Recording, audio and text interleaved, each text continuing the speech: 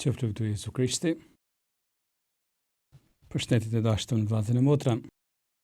Jemi në leximin e vazhdueshëm të letrës së Papa Franceskut, Shpresa nuk zgënjen, dhe kemi arritur tek numri 23, në cilin Papa flet për sakramentin e rrëfimit, që më saktë do ta shohim është ta thrasim sakramenti i pendesës, quhet ndryshe edhe i pajtimit me Zotin. Po lexojmë numrin 23, ti dëgjojmë fjalët e Papës sepse janë të mbushura me teologji, me këshilla baritore dhe me urti, e pastaj po e shohim pak më thellë secilin prej këtyre paragrafëve dhe të dalim pak në disa vlerësime, si thosh, katekeza rreth sakramentit të pendesës. Shkruan Papa një mend, ndjesa na bën të zbulojmë se sa e pakufishme është mëshira e hyjit. Nuk është rasti që në kohët e lashta termi mëshirë ishte i këmbyeshëm me atë të ndjesës, pikërisht sepse synon të shpreh plotësinë e faljes së hyjit që nuk njeh kufi. Sakramenti i pendesës na siguron se hyji i fshin mëkatet. Fjalët e psalmit tingëllojnë përsëri me përdorimin e tyre. Ai i fal të gjitha fajësitë tua, ai shëron të gjitha smundjet e tua, ai ta shpëton jetën prej varrit, ai të kurorëzon me mirësi e dashuri. Zoti është i mirë e i mëshirshëm, i ngadalshëm në zemrim e shumë i dashur. Nuk sillet me ne sipas mëkateve tona, as nuk na shpaguan sipas të këqijave tona, sepse sa është lartësia e qiellit mbi tokë, aq e madhe është mëshira e tij ndaj atyre që e druajnë. Sa është lindja larg perëndimit, aq i tret larg prej nesh fajet tona. Është citimi i një psalmi këto fjalë të Papës. Dhe vazhdon Papa, pajtimi sakramental nuk është vetëm një mundësi e bukur shpirtërore, por përfaqëson një hap vendimtar, thelbësor e domosdoshëm për ecjen e fesë së secilit. Aty ne lejojmë që Zoti t'i shkatrojë mëkatet tona, t'i shërojë zemrat tona, të na ngrejë sërish lart e të na përqafojë, të na zbulojë fytyrën e tij të butë e të dhëmshur. Për një mend nuk ka mënyrë më të mirë për ta njohur hyjin se sa kur lejojmë të pajtohemi me të, duke shijuar faljen e tij. Të mos heqim dorë pranë nga rrëfimi, por të rizbulojmë bukurinë e sakramentit të shërimit, të gëzimit, bukurinë e faljes së mëkateve. Mirë po, siç e dim nga përvoja personale, mëkati lë gjurmë, sjell me vete pasoja, jo vetëm të jashtme, si pasojë e skeqjes së kryer, por edhe të brendshme. Pasi çdo mëkat qoftë edhe i lehtë shkakton një lidhje të dëmshme pas krijesave, që ka nevojë për pastrim, si këtu poshtë, pra në këtë jetë, ashtu edhe pas vdekjes, në gjendjen që quhet purgator. Prandaj, mbetjet e mëkatit ngelen në natyrën tonë njerëzore të dobët që të hiqet nga e keqja. Ato hiqen përmes ndjesës, gjithmonë për hirin e Krishtit, i cili siç shkruan te Shën Pali 6, Pap, Krishti pra është ndjesa jonë. Mos harrojmë se kjo letër është në kontekstin e vitit jubilar 2025, vazhdon Papa në mënyrë që ndjesa jubilare të mund të merret e të jetë efektive, pendestaria apostolike do të shpallë dispozitat përkatëse. E kemi folë në një prej këtyre emisioneve edhe për bukurinë e ndjesës jubilare që mund të shfrytëzohet në këtë raste. Vazhdon Papa, kjo përvojë e faljes së plot nuk mund të mos na i hap zemrat dhe mendjet ndaj nevojës për t'i falur të tjerët. Falja nuk e ndryshon të shkuarën, nuk mund ta ndryshojë atë që ka ndodhur tashmë. Megjithatë falja bën të mundur që të ndryshojmë të ardhmen e të jetojmë në një mënyrë tjetër, pa zemrim, pa mëri e pa hakmarrje. E ardhmja e ndriçuar nga falja bën që ta shikojmë të kaluarën me sy të tjerë, më të qetë, ndonse ende të lagur nga lotët. Gjatë jubileut vazhdon Papa, të fundit të jashtëzakonshëm që kam themeluar misionarët e mëshirës, të cilët vazhdojnë të kryejnë një mision të rëndësishëm. E ushtrofshin edhe gjatë jubileut mbarështimin e tyre, duke rivendosur shpresën e duke falur sa herë që një mëkatar u drejtohet atyre me zemër të hapur e me një shpirt të penduar. Qofshin mjet pajtimi dhe nxitjeje për ta parë të ardhmen me atë shpresë në zemër që vjen nga mëshira e Atit. I nxisi peshqvinë që të përfitojnë nga shërbesa atyre e çmuar, veçanërisht duke i dërguar aty ku shpresa është e sprovuar rënd, në burgje, në spitale dhe në vende ku shkelet dinjiteti i njerëzit, në situatat më skamnore, në kontekste ku shtruria shoqërore është e madhe, në mënyrë që të gjithë ta kenë mundësinë për të marrë faljen dhe ngushëllimin e hyjit. Është një numër mjaft i gjatë kjo që sapo lexuam, por na ka zhyt në frymën e sakramentit të pendesës, sakramentit të ndërfimit. Këto fjalë do të përdorim gjatë gjithë këtij emisioni dhe të mos jetë nevoja të sqarojmë se për çfarë bëhet fjalë. Është i njëjti sakrament, edhe kur quhet në rishësi saç edhe sakramenti i pajtimit. Parapëlqehet që quhet në fakt sakramenti i pendesës. Fjala rrëfim ka të bëjë patjetër me një pjesë të sakramentit, një pjesë mjaft e rëndësishme, por nuk e jep mirë idenë, qëllimin e fundit që ka sakramenti. Rrëfim do të thotë të tregosh. Pra lidhet me çastin kur ne ja tregojmë meshtarit mëkatet tona. Por e dim shumë mirë se është shumë e rëndësishme edhe pendesa e brendshme. Pa atë, ç'kuptim ka që t'ja rrëfejmë meshtarit mëkatet tona. Imagjino sikur t'ja rrëfejmë ti themi, jo, nuk jam pendu. Është e kotë. Zgjidhja sakramentale ka patjetër fuqinë e vet, por nëse nuk jemi pendu të paktën sa do pak një farë pendese, sepse nganjëherë mund të lindin skrupuj, po ndoshta nuk jam i penduar, s'ka rëndësi, nuk është kjo. Por kur e kemi sa do pak një farë pendese, atëherë zgjidhja sakramentale ka ku ngjit, ka ku punon. Prandaj preferohet më shumë termi sakramenti i pendesës. Edhe në fakt, kështu e ka quajtur edhe Koncili i Trentos, e ma vonë edhe Koncili Vatikani II përdor pikërisht këtë terminologji, sidomos në Lumen Gentium 11 e në Presbyterorum Ordinis numri 5. Për të theksuar pra rëndësinë e pendesës për mëkate, e cila pastaj automatikisht sjell faljen e hyjit. Interesant. Kisha në urtinë e saj thot do të vëmë theksin më shumë të pendesa, pse mos e quajmë sakramenti i faljes, pra se Zoti na jep faljen. Ai si thoshte, Zoti është gjithmonë gati me dhanë faljen. Nuk kemi pse ta diskutojmë, por mund të diskutojmë i faktin se pendohemi ne apo jo. E vetë Papa Francesco e thoshte sa herë që është fillimet e papnisë së tij, thoshte Zoti nuk lodhet kur duke na fal. Jemi ne edhe që lodhemi duke kërkuar falje. Prandaj edhe thash, kjo urti baritore e kish e vën pa dhe më shumë këtë gjë, pra sakramenti i pendesës, sepse faljen e Zotit gjithmonë e kemi kur kemi sadopak pendesën tonë. Këtu duhet punojmë që ta kemi pendesën. Sakramenti i pendesës, i rrëfimit, lidhet shumë me sakramentin e pagëzimit. Ka një lidhje. Edhe këtu na duhet të përshpejtojmë disa faza të kësaj trajtese që po bëjmë për të animuar secilin prej dëgjuesve të kuptojnë sa serioze është të flasim për sakramentin e pendesës, sepse vetëm Kisha Katolike dhe Kisha Ortodokse e ruan sakramentin e rrëfimit. Nuk e ka asnjëra prej kishave protestante. E kanë hequr, nuk ka rëndësi sepse ne kemi pagëzimin. Po e shohim se sa e pavërtetë është një gjë e tillë duke u bazuar fort në shkrimin shenjtë dhe në përvojën njerëzore, por edhe në përvojën e kishës. Por lidhja thash bëhet patjetër me sakramentin e pagëzimit. Imagjino një i pa pagëzuar nuk mund të rrëfehet. Rrëfehet ai që është i pagëzuar. Domethënë, unë jam një krishter që nuk i kam qenë besnik misionit tim. Kjo pastaj më ndihmon të rrëfehem e të kërkoj falje, por shohim edhe tek përfaqësuesi i Krishtit që është meshtari por nuk është vetëm përfaqësuesi i Krishtit në atë rast, po shohim do ta kuptoni shumë mirë në fund të këtij emisionit, është edhe përfaqësuesi i kishës, sepse është një pjesë shumë thelbësore e sakramentit të pendesës. Pra, të përfaqësohet jo vetëm Krishti, por edhe kisha. Por, sakramenti i pendesës, bashkë me sakramentin e vajimit, bajnë pjesë në sakramentet e shërimit, kështu quhen. Që do të thotë, sakramenti i vajimit për smurë që janë në rrezik vdekjet, nuk është vetëm që t'i shoqërojnë drejt kalimit në amshim, por nëse Zoti don, t'i lehtësohet edhe shërimi i trupit. Dhe sakramenti i rrëfimit është për shërimin e shpirtit, që ta lirojnë nga mëkati, ta pajtojnë me Zotit e shërbojnë shpirtin. Bën pjesë pra thash në sakramentet e shërimit.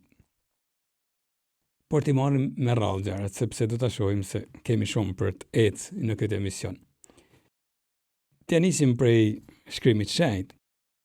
Sakramenti i pendes i ka rënë në traditën hebraike. E patjetër është shumë normale si tjetë kështu. Papa John Paul II i quante hebrejt vëllezërit tanë më të mëdhenj në fe, pra ato që na kanë paraprinj si vëllezërit më të mëdhenj, na kanë paraprinj në ecjen e fesë, e pastaj zbulesa e krishterë është rrënjos, e gjitha në atë zbulesë hebraike, është si vazhdimsi. Dhe edhe sakramenti i pendesës i ka rënë aty. I ka rënë tek fakti se Izraeli besonte se Zoti mund të falin mëkatet. Duket një fjalë kështu e hedhun si pa nevojë, por nuk është e vërtetë se nganjëherë në disa situata të jetës tonë e ruajmë si thosh aty në skutat e shpirtit tonë ndonjë ide se Zoti ndoshta nuk na i ka falë gjitha mëkatet. Si meshtar ka qëllu ta shohën nga afër, do të sjellë edhe raste pak nga përvoja, jo raste konkrete patjetër, s'është aty, por si thosh mëson njeriu edhe nga përvoja. Për shembull, rastet kur dikush nuk ja fal vetes një mëkat rand, po marrim për shembull rastet e abortit, sidomos nana, sepse ka përgjegjësi edhe baba që e nxit, ka përgjegjësi kurrë që e nxit, por nana e ka vështirë që t'ja falin vetes. Edhe nganjëherë puna e meshtarit është që ta ndihmojnë të besojnë se Zoti vërtet e ka fal.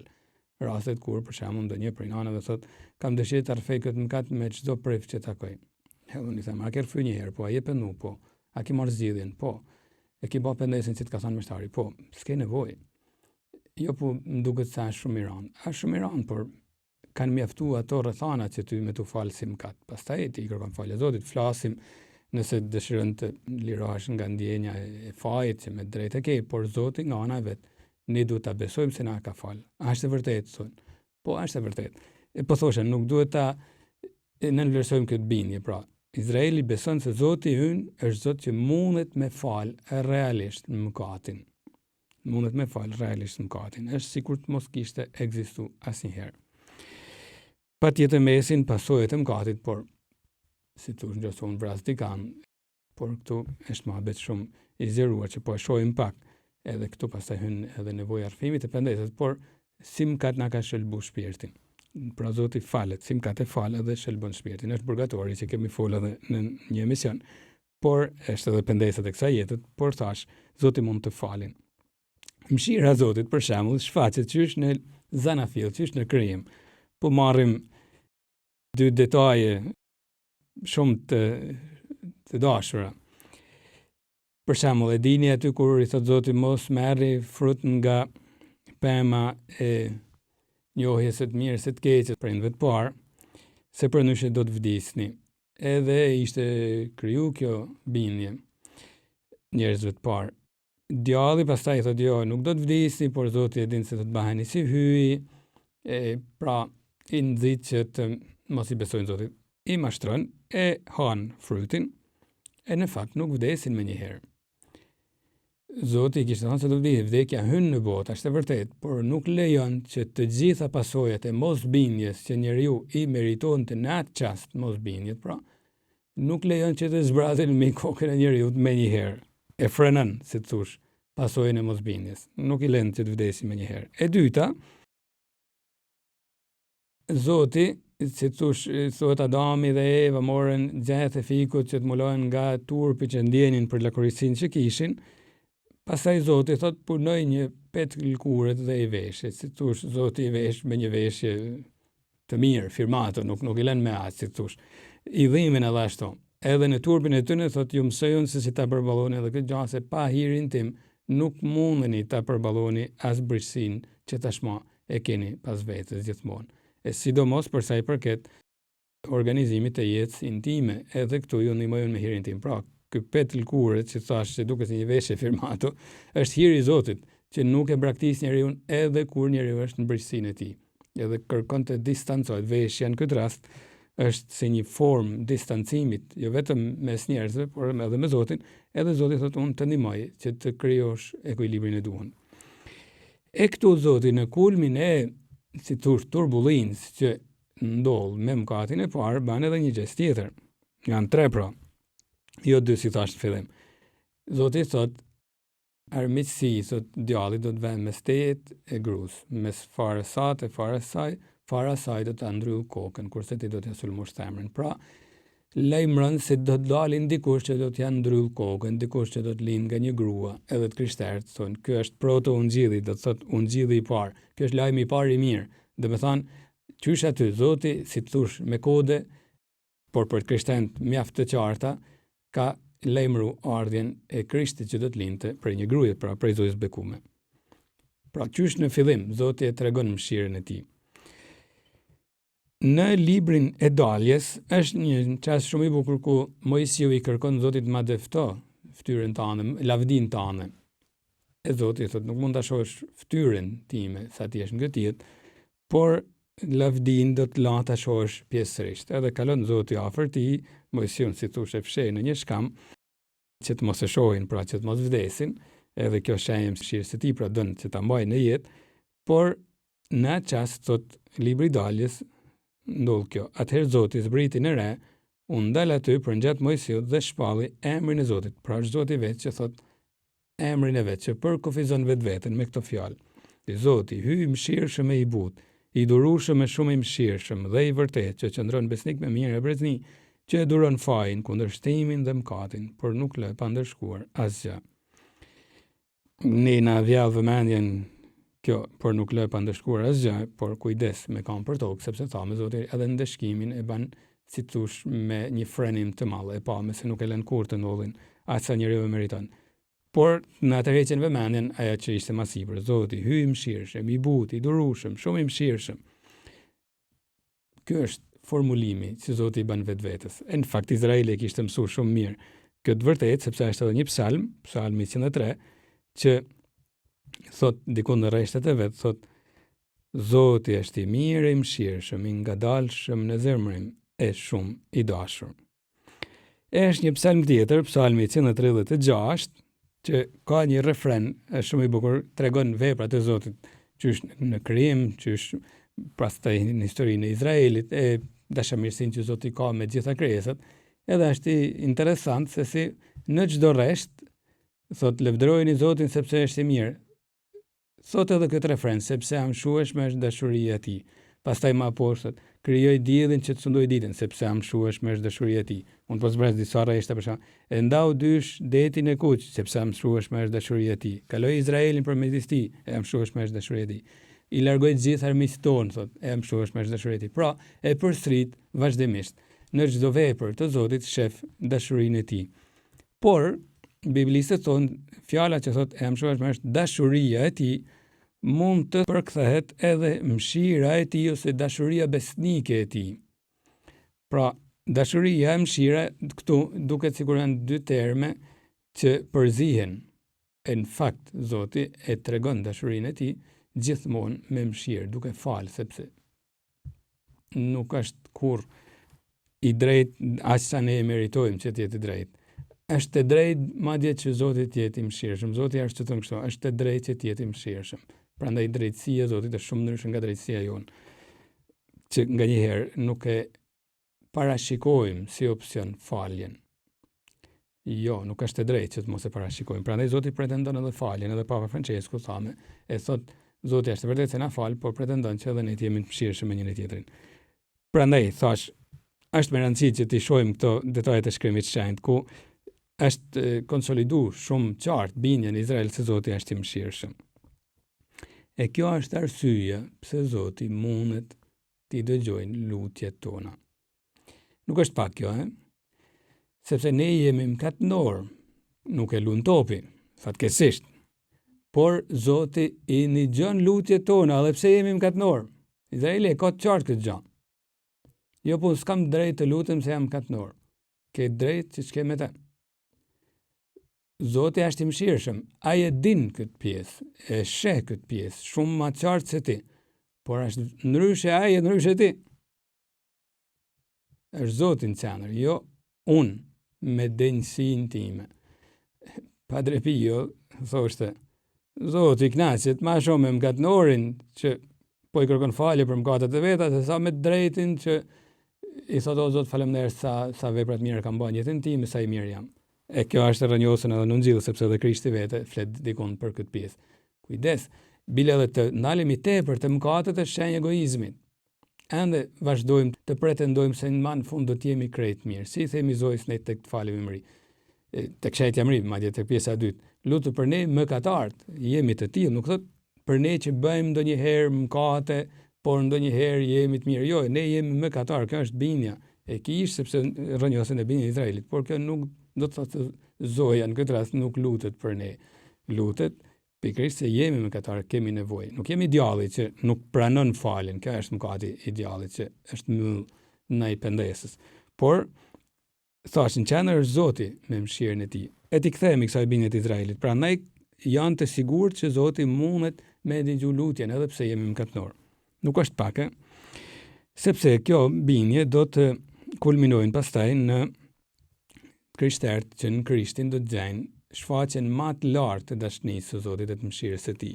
E thot Shën Pauli te letra drejt Romakëve, kapitulli 5, rreshti 8, që thot hyi e dëftoi dashurinë e vet kundrejt neve, kështu, 2 pika. Ndërsa ne ishim mëkatar, Krishti vdiq për ne.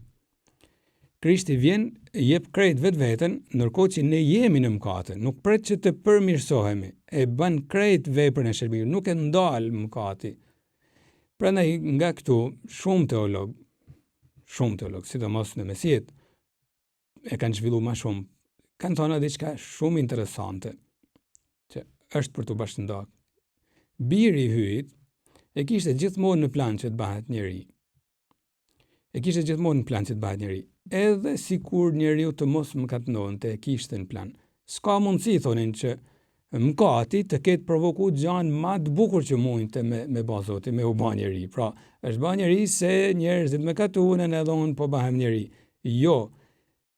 Zoti e kishte në plan gjithmonë. Prandaj e tham edhe më sipër te proto-ungjillit e shpallja e ungjillit e lajmit të parë të mirë, Zoti në krijim, Zoti e nën kupton se do të ndodhin që do të vinë shëlbuesi. Vetë Zoti do të jetë shëlbuesi. S'ka mundësi pra që mishrimi i fjalës, i birit, pra të jetë provokuar nga mëkati. Jo, nuk e ka ndal as mëkati. Ka ardhur edhe pse e dinte se në botë ka mëkate, edhe ka vazhduar veprën e shëlbimit. Duke e ditë se do të përballet fuqishëm me mëkatin, edhe me shumë mundësi mëkatënorët do ta vrasin. Por kjo nuk e ka tërheq mbrapsht Zotin. Prandaj kjo është shumë ngushëlluese. E shohim për shembull disa gjeste të Krishtit këtu, se si Krishti nuk largohet prej njerëzve mëkatënor në veprimtarinë e tij publike, edhe pse si pasojë fillon të akuzojnë je mjek i tyre, je gryks, je pianec, je i pushtuar prej djallit, rrinte me mëkatënor, me ta gramlasit, me gratë me famë të keqe dhe hante bukë bashkë me ta që ishte shumë ndaluar për disa farizejnë që thonin pra nuk ban, Krishti thot jo. E Krishti me kusht pra shumë të madh, duke e ditë se mund ta paguajnë shumë shtrejt, nuk tërhiqet pas prej mëkatënorëve. Bile është një pjesë në Ungjil ku Krishti bën një mrekulli që shëron një të paralizuar dhe i thot birët të janë falur mëkatet. E gjithë pranishmit shkandullohen, thonë kush është ky që fal mëkatet, vetëm Zoti mund të falë mëkatet. E Krishti thot, ta dini thot se biri i njeriu ka pushtet të falë mëkatet me tokë. Duke e ditë se mund të ndezin situatën edhe mazi, mund të hedhin benzin me zjarr, sepse po i thoshte vetes Zot, por Krishti nuk mund të rinë pa e shfaq vetveten kur bëhet fjalë për faljen e mëkateve. Është Zot, Zoti nuk mund të tërhiqet pas kur njeriu ka nevojë për mëshirë. E në kryq madje Krishti i mbledh ato pak fuqi kur e dini ai kriminali që ishte i kryqëzuar me të njëri prej tyre e dim se si i thot na shpëto veten edhe ne, tjetri i thot kujto për mua kur ti je mbretërinë tënde o Jezus. E Krishti thash i mbledh ato pak fuqi dhe i thot për një mend po të them sot do të jesh me mua në parajs. Pra kishin me pak fuqi, por nuk mund të rinë pa i mbledh edhe ato për t'i lanë faljen, për t'i treguar se unë mundem me të fal në kryq, është duke lanë shpirt, por s'mund të rinë pa shfaq këtë anë të veten, të natyrës së tij hyjnore, se është person hyjnor. Po kthehemi prapë tek beslidhja vjetër, që ti marrim gjanat me radhë, por e shohim se jemi në zemrën e nevojës që ta fitojmë faljen e Zotit, por duke u nisë nga bindja se kjo falje ekziston nga ana e Zotit. Është e vërtetë se jo gjithmonë vetë beslidhja vjetër flet fuqishëm, jo gjithmonë besimtari ka marrë jashtë hap më saktë si duhet mëshirë së Zotit. E nga kjo krijohet mirë në Izrael edhe ideja se ç'është mëkati. Mëkati është refuzim i mëshirës së Zotit. Kryesisht kjo. Në zbulesën pastaj në malin Sinai, ku Zoti dhuron 10 urdhrimet, konkretizohet ma mirë që do të thotë të jesh mëkatnor, të refuzosh mëshirën e Zotit, do të thotë të refuzosh fjalën e tij. Fjala e tij në këtë rast është vetë prania e tij, është urtia e tij që vjen tek ne. E qysh aty në malin Sinai të largohesh nga Zoti, pastaj do të thoshte të largohesh nga beslidhja, lidhja e besës që ishte bërë me etrit dikur, pra në shekulli 13 para Krishtit, në shkretir mes popullit të kryesuar nga Mojsiu me Zotin dhe të largohesh nga beslidhja është mëkat. Në fakt, në librin e Daljes, kapitulli 32 është një episod shumë domethënës ku thuhet se pasi populli kishte ndërtuar dinjat viçin e artë, duke menuar se Mojsiu kush e di çapo ban atje në mal për 40 ditë që po rrinte atje, ndoshta nuk do të ulet. Po ndërtojnë vetë një perëndi, ndërtojnë një viç të artë, Mojsiu kur ulet e shef se çka kanë bën, pra është një idhuj të ri, hapta se refuzojnë fuqinë e Zotit që i kishte sjell deri aty me dorë të fortë duke i liruar nga skllavëria e Egjiptit, dhe teksti thot kur Mojsiu ju afrua te banishtës, pa viçin edhe vallet, Mojsiu i hidhëruar për së tepërmi i holli prej dorës rrasat dhe i coptoi në rreth të malit. 10 urdhime që Zoti kishte shkruar i thënë e i copton. Qa duhen 10 urdhimet kur ju nuk e keni fen, sepse duhet të zbresin dikun në zemrat tuja. E ma vonë, ban një rit pëdheset fuqishëm Mojsiu aty me popullin dhe i detyron edhe ata madje ta bëjnë këtë rit dhe ngjitet përsëri mal me 2 rrasa të tjera që Zoti t'i shkruajnë edhe një herë e pas vetëm atëherë mund t'i adhurojnë popullin. Edhe profet pastaj ma vonë do të paraqesim mëkatin pikërisht si mungesë besnikërijet ndaj beslidhjes së Zotit. E cila kjo beslidhje pra ishte shenjë dashurisë së posaçme që Zoti ka për popullin e zgjedhur. Thot libri Isaias bashkë në fillim të vet, te kapitulli i parë, rreshti i 2 e i 3, këto fjalë shumë të bukura se po e shohim pse janë edhe të bukura për traditën e kish pastaj. Fëmijët i rrita, është Zoti duke fol. Fëmijët i rrita i burnova, por ata më përbuzën. Kau e njeh të Zotin, edhe Gomari i grashdin e pronarit vet, kurse Izraeli nuk njeh, populli im nuk merr vesh. Pra është largu prej meje, thot Zoti. E këtu thash na intereson këtu prania e Kaut edhe Gomarit. Kaut dhe Gomari nën kuptojnë pagant. Këto thot popujt pagan, pra i kanë ato perëndit e vetë, thot. Madje si tush e njohin atë Zotin e vet, madje edhe ata më afrohen thot në energjetin e tyre, por populli im thot më ka harru. Ku i shohim ne Kaun edhe Gomarin? Çdo Krishtlindje te Betlehemet që ndërtohen në gjitha kishet e botës, në për familje të shumta, vetë gjithmonë edhe Kau edhe Gomari përbëri Krishtit, sepse traditën e kish kanë simbolizuar popujt pagan që do të orientohen ka Krishtit, që i afrohen Krishtit. Ndërkohë që Krishti është në grasht, pra jashtë bujtinave, hoteleve, pra është i refuzuar prej popullit të vet. Është jashtë kushteve normale, pra Zoti i refuzuar, por i pritën prej paganëve, prej gjithë popujve, do të pritej në shpalljen e ungjillit që do ta banin apostujt pastaj krejt kisha në përbot. Thash, janë detaje që na tregojnë se si është rrit pastaj edhe përshpejtëria e kish në disa aspekte. Por po thosha, populli i Izraelit e quajn qartas mëkat largimin nga beslidhja. E mëkati, ky largim, pra, ka dimensione të shumta, dimensioni fetar. Po i bim pak larg, por e shihni se është shumë e rëndësishme sepse do dalim te sakramenti i pendesës, por këtu tashmë kemi filluar të hyjmë në zemër të rritit të pendesës. Mëkati ka dimensionin fetar, fyn Zotin. Ka dimensionin vetjak, personal, pra është një kundërvënie me vullnet ndaj asaj që Zoti don. Ka edhe dimensionin bashkësior, pra bashkësia, sepse mëkati i njërit godet edhe bashkësinë, e vështirëson ecjen në fe. Imagjinoni një grup shtektarësh ku njëri prej tyre thyen kamen. Edhe duhet të ndalet krejt karvani për të marrë me ta të ngadalsojnë hapin. Kështu është mëkati im në krejt trupin e kishës. E këto e kuptoni se sa rëndësishme është që të kthehemi ka Zoti edhe për dobi të kishës. Sa dëmshme është kur unë jam katnor në gjirin e kishës sepse ka pasoja. Mirë, në Izrael kjo gjë ishte e konsoliduar pra, se mëkati ka këto 3 dimensione: fetar, vetjak dhe bashkësejor. Edhe lindin kështu liturgjit pendestare.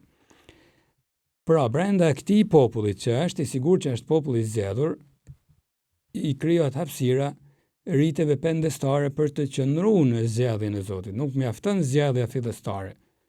E kuptoni lidhjen që mund të bëjmë, pra nuk mjafton pagëzimi. Ekziston edhe nevoja për të qëndruar në besnikrin ndaj premtime pagëzimore.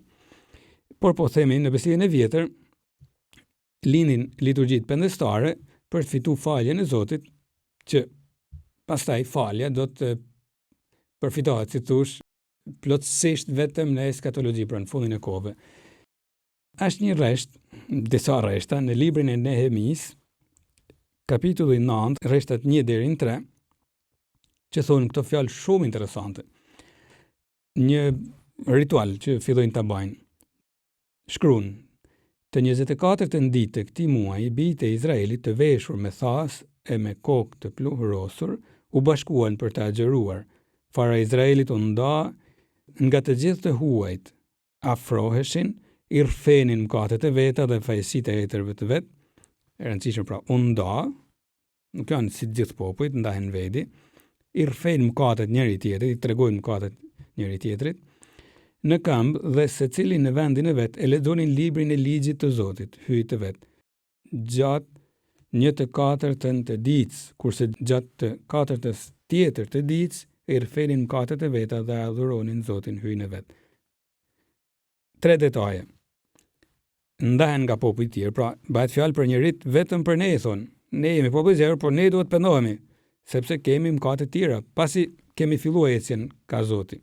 E para, e dyta rrfejnë mëkatet, i tregojnë mëkatet njëri tjetrit, kanë bëkët, ndoshta e tregojnë ai liderit fetar, pra që ishte aty i pranishëm, ndoshta edhe njëri tjetrit, por bashkësisë, pra kjo është e rëndësishme, ne si popull i tregojmë mëkatet njëri tjetrit. Edhe treta, përballë fjalës së Zotit.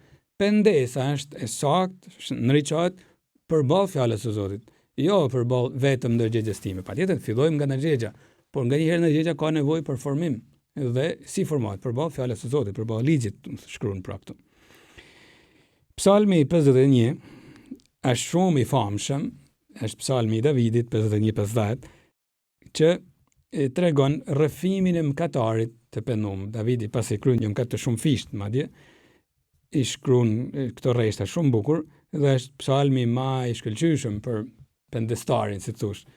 Shkruan në fillim të psalmit Davidi: "Ki mëshirë për mua o hyj, sipas mëshirës sate, pash mirësinë tënde, shlyje mëkatin tim." Shumë bukur, bazohet vetëm tek mëshira e Zotit. Ekziston, thash këtu pra, edhe te Davidi, siguria se Zoti e fal mëkatin si një nan. Si një nan, në fakt thot edhe Isaia, profet te kapitulli 49, ato rreshtat shumë të famshëm, rreshtat 15-16, që shkruajnë: "E harron thu gruaja foshnjën e vet që të mos ketë dhimbje për bamin e barkut të vet, po edhe nëse ndonjëra do të harronte, unë ty kur nuk do të harroj. Shi, të kam shkruar në duart e mia."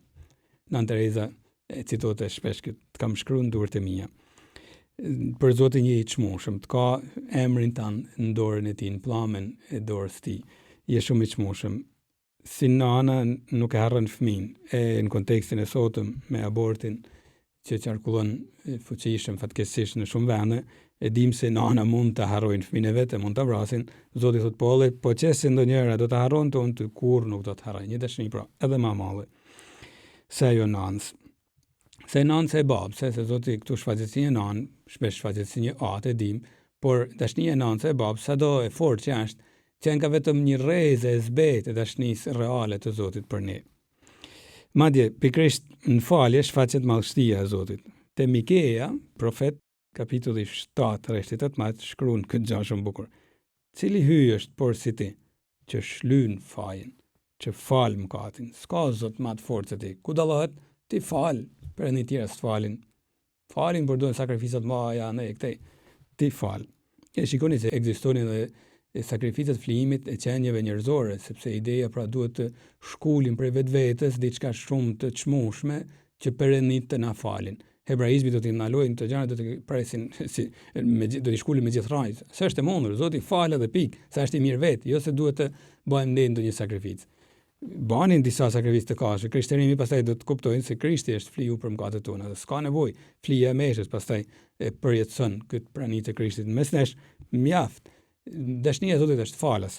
E nuk është pak, jemi mësuar me këto gjëra dhe të falenderojmë Zotin, por në popull pagan, edhe në Shqipërinë tonë ekzistojnë rite ku kërkojnë flin e kafshëve ndaj këtej. Nganjëherë kemi edhe në traditat tona të krishtere, por gabojmë që i pranojmë si të krishterë, sepse janë mbetje pagane. Edhe në qofshin mëkatet tuaja kuq si gjaku, do të bëhen barsibore, shkruan Zoti prap tek Isaia. Në eskatologji, pra në ditën e fundit të libri i Makabenjve, do të jetë dita kur Zoti do të bëjë gjyqin, por e quajnë dita e mëshirës. Pra për zgjedhur Zoti do të teftojnë mëshirën e tij fuqishëm e në plotësi aty. Ekzistonte prandaj bashkë me këtë rit penese, pra nevoja që e pam te Nehemia për të bërë penesen, për të rrëfyer mëkatet, për ata që ishin pa ndërshëm përjashtimin nga sinagoga, pra i përjashtoshin. Edhe e gjejmë këtë gjurmë te Ungjilli i Gjonit, kur në kapitullin 9 Gjoni thot, judejnë thot kishin marrë vendim të përjashtohet nga sinagoga ai që Jezusin ta dëshmonte për Mesi. Pra ishin kundërvu Krishtit, paria fetare e si thosh e judes dhe kishin marrë këtë masë. Domethënë që kjo masë ekzistonte, ishte konsoliduar mirë me kohë në Izrael. Pranimi në sinagogë ishte si një formë zgjidhje të mëkatit, pra ta falim mëkatin. Nga këtu do të linin praktika e fuqishme në kish për me shkishëru dikan.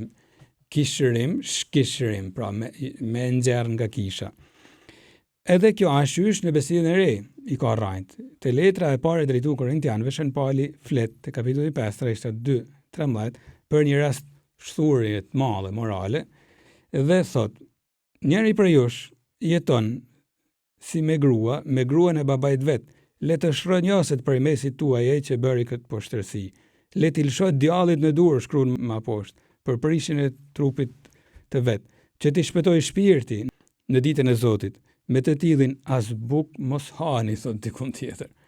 Pra, largojeni, pra janë forma jo për t'ia dorëzuar djallin kuptimin për ta çuar në ferr, por me elan në atë marrëzinë e tij, thot, por ju mos u përzinin marrëzinë e tij, me shpresë që ta kuptojnë sa larg është. Kisha nuk shkëshën për me njallë të keqen me ty, por për me të thënë se je shumë larg asaj që Krishti na ka mësuar. Te letra e drejtuar Salonikasve e dyta, Shën Pali shkruan këto rreshta në kapitullin e 3. Rrini larg nga çdo vëlla që jeton në përtacie, dhe përtacia që nga problem, jo vetëm mëkate të mëdha.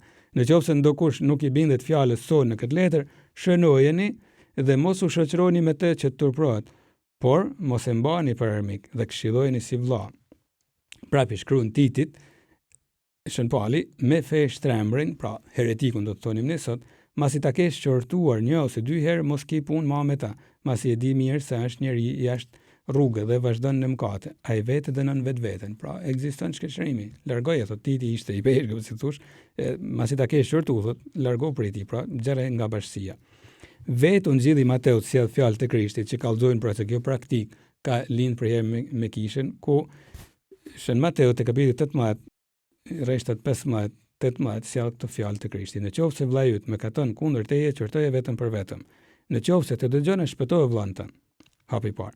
Po qëse nuk të dëgjon, hapi i dytë, merr me vete edhe një ose dy të tjerë, që çdo gjë të mbështeten në pohimin e 2 ose 3 dëshmitarëve. Nëse as ata nuk i dëgjon, tregoj kish, bashkësisë pra. Hapi tjetër. Nëse as kishën nuk e dëgjon, maje si të ishte pagan ose ta gramlas, pra jashtë kishën. Kujdes, Krishti nuk thotë që urreje, por ta dish se nuk është më pjesë e bashkësisë, edhe ke një punë që do ta fillosh prej fillimit me to. Si të ishte pagan, çfarë bën me pagan Krishti, me ta gramlasit? Rrin me to patjetër për t'i kthy, merret me to, por nuk thotë me u rryje me nem kështu, por ta dinë se nuk janë pjesë e kishës. Prandaj Krishti i jep edhe pushtetin këtu, për shembull, me një herë te ky tekst Shën Pietrit, te Ungjilli Mateut i jep pushtetin për me lidhë me zgjidhje, thotë ty do t'i jap çelësat e mbretërisë së qiellit në kapitullin e 6 të Ungjillit Mateut. Gjithçka të lidhësh me tokë do të jetë lidhur edhe në qiell, dhe gjithçka të zgjidhësh me tokë do të jetë zgjidhur edhe në qiell. Po te kapitulli 18, pushtetin që ja jep Shën Pietrit, ja jep edhe gjithë apostujve. U thot, çdo gjë që ju të lidhni mbi tokë, thot Krishti, do të jetë lidhur edhe në qiell. E çdo gjë që do të zgjidhni ju mbi tokë, do të jetë zgjidhur edhe në qiell. Pasi ngjallet, shumë ma solemne skena, Krishti te ungjilli i Gjonit, thot ungjilli thot, hukati mbi ta, thot, dhe u tha, merrni shpirtin shenjt, atyre që u falin mëkatet u falen, atyre që nuk u falin nuk u falen. Pra apostujt janë bashkëpunëtorë të Krishtit me përçu faljen e Krishtit. Shumë e bukur kjo gjë, sepse Krishti e din se kjo botë është mëkatore, e tha më parë në gjën e gjatë, por tashmë ka lënë një mjet fuqishëm për me zgjidhur mëkatet që janë kisha e tij. Por kisha do të vazhdojnë veprën e Krishtit, jo veprën e vet. Është vepra e Krishtit. Por në beslidhjen e re, thash, është e qartë vetdia, pra se me pagzim ne, si thosh, na bashkon pagzimi, na bashkon me Krishtin, por na mbetet lufta me mëkatin edhe pas pagzimit. Te letra e parë e Shën Gjonit, apostull, janë këto rreshta. Nëse ne themi, thot Shën Gjoni, nuk kemi mëkat, gënjejmë vetveten dhe e vërteta nuk është në ne, por nëse i pranojmë mëkatet tona, ai është besnik dhe i drejtë, do të na falë mëkatet dhe do të na pastrojë nga çdo padrejtësi. Fëmijët e mi, po ju shkruaj këto që të mos mëkatnoni, po edhe nëse kush mëkaton, pra janë krishterëve që u flet, e kemi mbrojtësin të Ati, Jezu Krishtin, të drejtin. Ai është flija pajtuese për mëkatet tona, dhe jo vetëm për mëkatet tona, por edhe të mbar botës.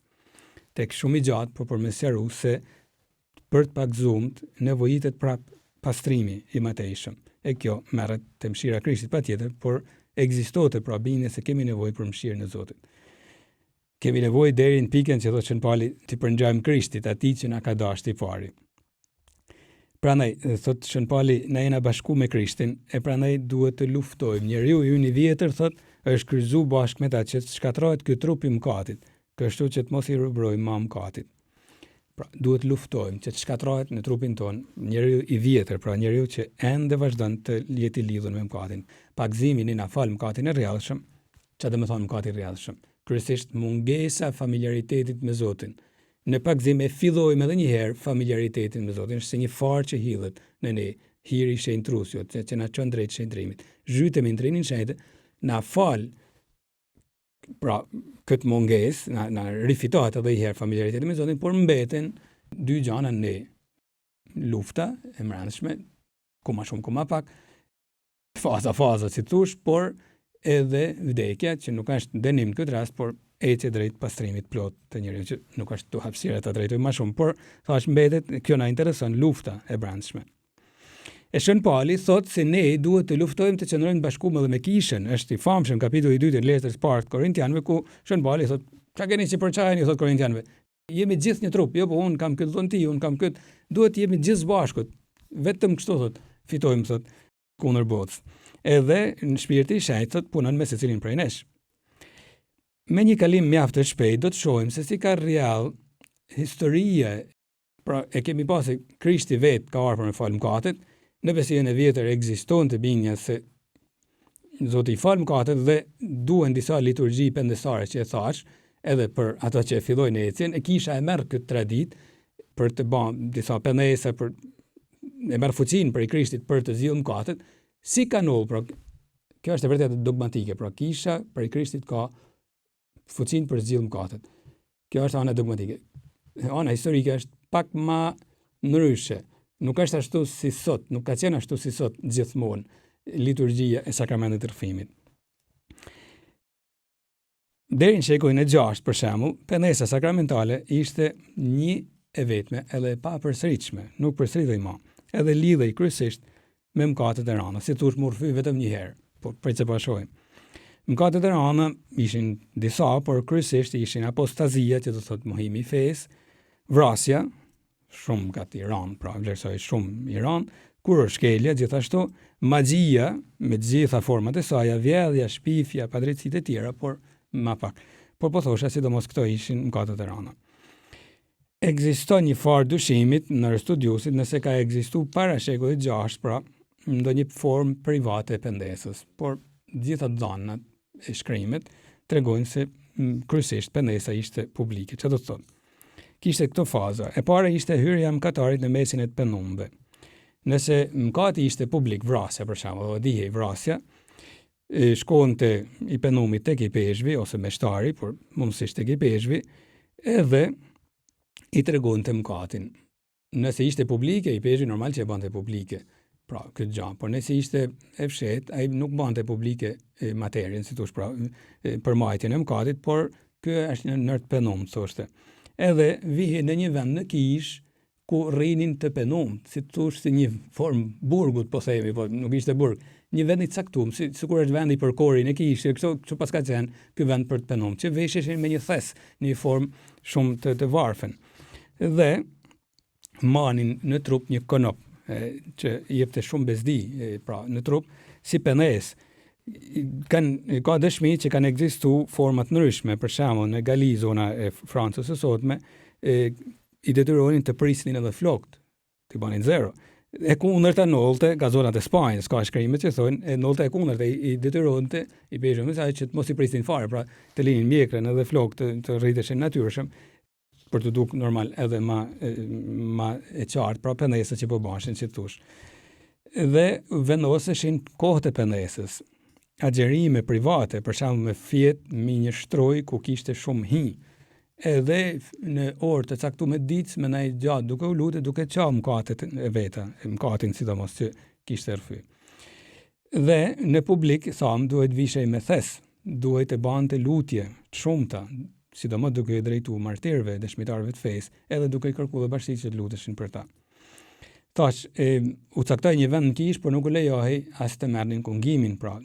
Edhe kohëzgjatjet, kjo është interesante, është mirë të japim vesh ne që jemi mësu ta marrim pak si shpejt faljen e zgjidhjen që falënderoj Zotit mund ta marrim gjithmonë, por kohëzgjatja e penesës, a dini sa kohë ishte? Më e shkurtë rezulton të ketë qenë në Sirinë, në të krishterët e Sirisë së sotme, 2 vite penesa, deri në 7. Në zona të tjera shkonte me disa vite. Shën Bazili, për shembull, kishte përcaktuar 20 vite për rastet e vrasjes. 20 vite penesë. 20 vite do të rishni aty në kish, edhe plot do të marrë, sepse kemi ka shumë tran.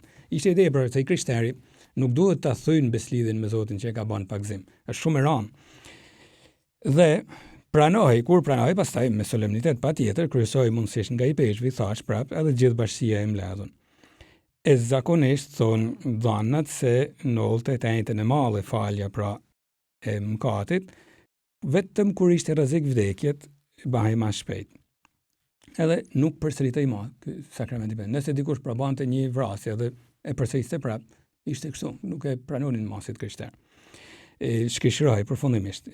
Patjetër që nuk nxjerrej nga kisha, edhe këtu ta theksojmë lihej në kish, por nuk i jepej më drejtë të merrte pjesë në Eukaristi, bashkia lutej për ta, por nuk ishte ideja, pra se mund ta fitojnë falin krejt kollaj. Nuk mund përsëritej më. Por thash, përveç kur ishte në rrezik vdekjet, atëherë mund të jepej falje. Edhe nga këtu u gjet hapësina për të bërë lëshime. Lëshime që fillun të ndodhin sidomos në shekullin e 7 të mrapa, 6 të 7, me shën kolumbianin, sidomos murgjit e Irlandë të kryesuar nga shën kolumbiani, por edhe nga murgjt të tjerë nga Britania e Madhe e Evropa Veriore, fillun të zbresin nëpër Europë edhe të përhapin një formë të tarifuar, që po nuk është paguajnë tarif të rrëfimit, ku meshtari kishte një libër me vete, një fletore, ku mante të shënuar pendesa që duhet të bante i penumi, dhe ai shkonte bante pendesën dhe pas një viti kthehej merrte zgjidhjen. Por problemi ishte kur lëvizte murgu, meshtari, ose kur ishte distanca shumë e madhe, ose kur ishte rrezik vdekjet, atëherë fillon të japin zgjidhjen e mëkateve dhe pastaj pendesën e ke detyrë ta bash. E kështu meti deri në ditë të sotme. Prandaj ekziston kjo formë, pra u kalu në këtë formë, nga forma më përparshme që ishte rrëfim, pendes, zgjidhje e mëkatit, u kalu në formën aktuale. Rrëfim, zgjidhje, pendesën duhet ta bash. Duhet ta bash pendesën që t'jep meshtari. Nëse nuk arrin ta bash, duhet ta konsultosh me meshtarin, se normal duhet të matet. Aty meshtari është edhe si gjykas, por jo gjykas kuptimin e kes, por gjykon situatën, edhe patjetër edhe meshtari duhet të ketë lejen e i peshqit. Thamë, prandaj është lidhur shumë me i. Nëse mu si meshtari i peshqit më thotë ti nuk do të rrëfesh, unë nuk do të rrëfej sepse janë të pavlefshme ato rrëfime.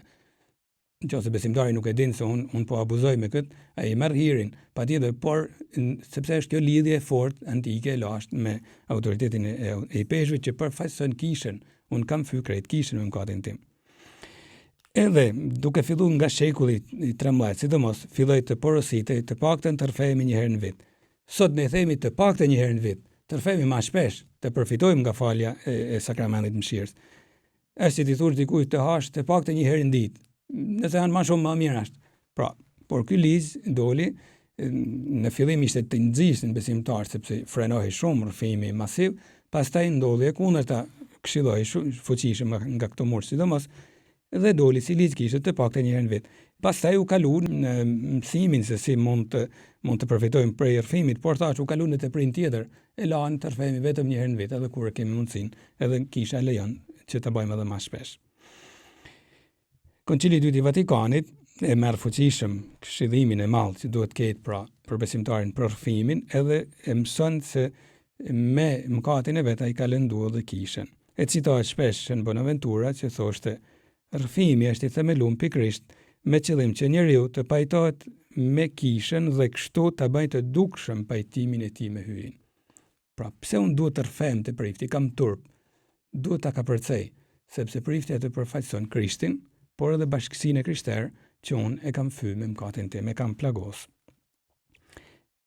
Duhet besoj se në sakramentin e mëshirës, sakramentin e pendesës, e rrëfimit, e pajtimit, ta quajmë kështu, me këto emra që i ka, Krishti vazhdon të pastrojnë kishën e tij, vazhdon të më thotë mua, ty bi të janë falë mëkatet, ose feja jote të shpëtoj, si i dëgjojmë në nxjidh, shko në paqë.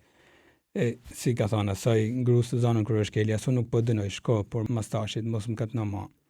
Ose ati kriminalit në kryq, sot do t'jesh me mund parajs, pra fillon shenjtrimi edhe një herë të jetë efektiv, edhe të zhytesh edhe një herë, pra në jetën e trinisë. Zgjidhje sakramentale më shpëton nga vdekja shpirtërore. Nëse unë vdes në mëkate të rana, por pa i rrëfyer, rrezikoj vërtet të shkoj në ferr. Nëse marr faljen me zgjidhjen sakramentale, kur e kam mundësinë, se mund të jenë 1000 rrethana, që nuk kam faj sepse meshtari është larg e gjitha, mjafton atëherë pendesa e fuqishme, por e marr faljen, Zoti ma shpëton shpirtin nga ferri dhe mund të kem purgatorin, por thash edhe një herë Krishti bëhet i pranishëm me gjithë forcën e tij. Edhe kur të thot prifti unë po zgjidhi për gjitha mëkateve tia, është duke vepruar në personin e Krishtit, in persona Christi në latinisht, in persona Christi, pra vepron në personin e Krishtit, është Krishti që po thot unë po zgjidhi për gjitha mëkateve. Dhe nuk duhet të fshehim mëkatet. Thash është turpi, por duhet t'i themi, mundësisht edhe numrin, sidomos kur janë mëkatet rana, duhet t'i themi, jo kam vrarë kështu ose kam siguruar, mundësisht edhe t'i kujtojmë sa herë kanë ullë. Është e vërtetë se nga përvoja pa ngacilluar që nuk i dinas numrin kur dikush nuk është rrëfyer asnjëherë, është 50 vjeç ndoshta, për shumë arsye, por aty mundohesh pak a shumë ta kuptosh situatën se sa është, por duhet të rrëfem. Është e vërtetë se kam frikën e gjykimit, gjej një mështar tjetër ku jam më i lirë. Por gjithmonë duhet kem besimin se nëse meshtari e qet mëkatin tim, ka bën një mëkat shumë të rëndë, vetëm papa mund t'ia falin, edhe ka pasoja shumë të rënda. Për mështarin është automatikisht i shkishnuar ai mështar që nxjerr rrëfimin. Është në mëkatet më të rënda që mund të bëjnë. Edhe e marrin jo vetëm si sekret informacion kështu thosh, por nuk duhet as me shenja, në kur far formë nuk duhet. E pse duhet ta bëjnë me kuptu? Kur Zoti e ka fshi, edhe ai duhet ta fshi. Mund mesin mendë pak kështu, por pse duhet ta marrin më shumë se Zoti në mendë. Prandaj kisha na ka pasunu në formë që e din veç Zoti, edhe me shembuj i lumiat Karcerej, si për shembull ka dhënë jetën në 46-ën, u arrestu vetëm se u zon duke rrëfyer një nga rebelt ndaj pushtetit komunist dhe i thanin çat ka thonë, jo, s'mund të flas se ishte duke rrëfyer. Edhe kapen në gjyq që gjithë ai thotë, jo, nuk mund të hapi, është sekret i Zotit. Nuk mund dal mi Zotin, ma mirë vdes. Edhe e denunën me vdekje jo, dhe e njëherë denunën me vdekje, pastaj e shndrun në burgim të përjetshëm vdes në burg. Por thash është ndër martirët e rrëfimit, sepse heshti vetëm të ruajnë, meshtari ka për detyrë të ruajnë sekretin, sepse e Zoti e ka fshi. E du ta përfundoj me këtë shembull shumë interesant, ku një herë thuhet shejti Shtanu shkon një djalë i ri dhe nga përmallimi i madh nuk arrin tërfet. E shajti thotë shko në shtëpi, shkruaj edhe hajde i lexojmë këtu. E duke i lexuar fshiheshin rreshtat nga fleta. E shajti thotë ta falenderojmë Zotin për mëshirën e tij që e tregoi thotë duke e bërë të bardhë këtë letër so kur ka bërë të bardhë shpirtin tan. Edhe këtu kjo është shumë e bukur, ashtu bën Zoti me ne. Edhe nëse jam katnor që e përsëris mëkatin tim. Një herë tjetër me një shajt tjetër që nuk e kujtoj emrin, por thuhet një herë ky ja refuzoi zgjidhjen një pendestarit që i thoshte pater po un kam katnu por jam i dop, mos e bën më. Një herë, dy, tretën herë e gjerrin nga rrëfistorja dhe nga tabernakulli vjen një zot që i thotë e kam derdhur gjakun për ta, e jo ti. E ky djalë i thotë kush foli se në kish nuk ishte askush përveç meshtarit të tij. Meshtari i thotë hajde thotë se ai zon ishte për mua thotë e kam derdhur gjakun për ta, e jo ti, i thot Krishti, meshtari, kështu që jepja zgjidhjen, nëse është punu, duhet e japësh. Janë raste shumë të rralla kur nuk mund të marrim zgjidhjen, por e marrim gjithmonë, por ka disa kushte më të gjana. Prandaj ta dëshirojmë sakramentin e pendesës, sakramentin e rrëfimit. Ta dimë se Krishti fiton. Edhe ne bashkë me ta, duke u penu, edhe e rifitojmë faljen. E përfundoj me fjalët e Papës që thot, të mos heqim dorë pra nga rrëfimi, nga pendesa, por ta zbulojmë sërish bukurinë e sakramentit, të shërimit, e të gëzimit, bukurinë e faljes së mëkateve. Ju bekoft hyjë gjithë pushtetshëm. Ati, Biri e Shpirti Shenjtë. Amen.